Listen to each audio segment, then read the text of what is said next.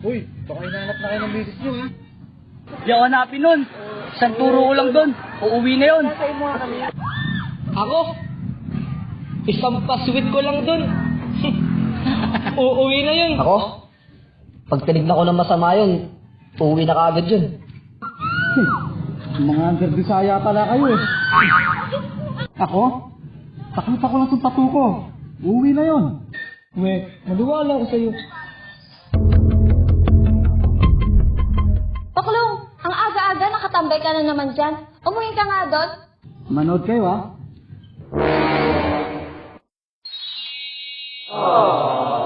Wow! Astig yung tattoo mo, pre. Teka, ano ba yung tattoo mo? Mukhang astig yan ah. Pwede pa makita. Ayoko. Sikreto ko lang to. Sige na pre, malay mo magtatattoo din kami ng ganyan. Oh, sige, pero sikreto lang natin to, ha?